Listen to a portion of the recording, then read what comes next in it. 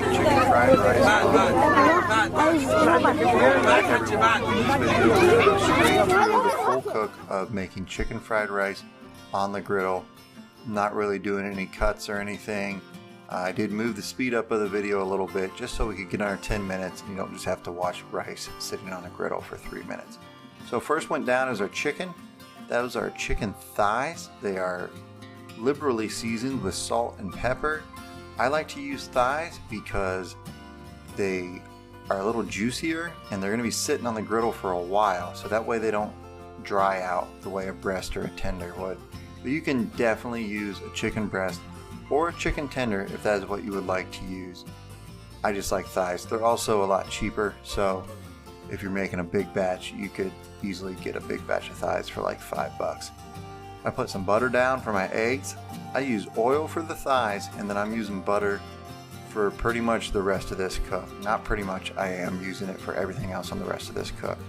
We're going to do 3 eggs in the front, then we're just going to kind of scramble them up Japanese steakhouse style. So you'll see some of the whites, you'll see some of the yolks, but we're cooking them in butter and we're cooking them first, and then we're going to move them off to the side.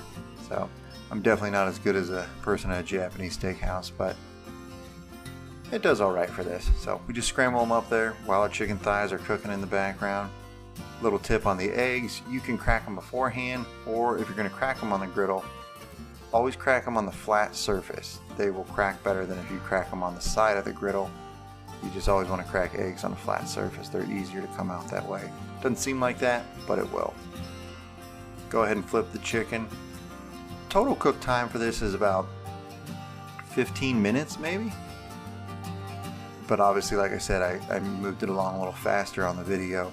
And I only did 2 thighs. You could very easily on this griddle put down 6, 7 chicken thighs. I have like 2 cups of cooked rice here. This is enough. It made about 6 portions for me and my wife. We ate 2 or 3 of them the night of, froze the rest, use them for dinners and taking to work for lunches later.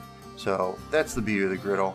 Once you do this once, next time definitely do a big batch of maybe like 8 chicken thighs and 6 eggs and a couple cups of rice. I'll go ahead and clean off my griddle, clean off the spatula there. You always want to keep it clean. You're going to put the eggs back in, but the little parts of eggs that were still on the griddle, you got to get rid of those or else they're just going to be burnt, and then you're going to have a burnt flavor inside your fried rice.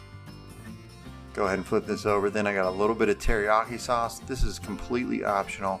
It's only going on the chicken just to add a little bit of extra flavor to the chicken. Now, if you wanted to, you could put a bunch of teriyaki on the chicken, and this would just be teriyaki chicken over fried rice. I'm not going for that. I'm just going for a little bit more something to add to the chicken. You can see I moved the chicken aside, and then its juices there that are left over, I add another pat of butter. There's going to be a lot of butter, so just bear with me. This is what makes it taste good. And I'm moving that around in the drippings from the chicken. Down goes my frozen peas and carrots, then my green onions. That's about 2 green onions there.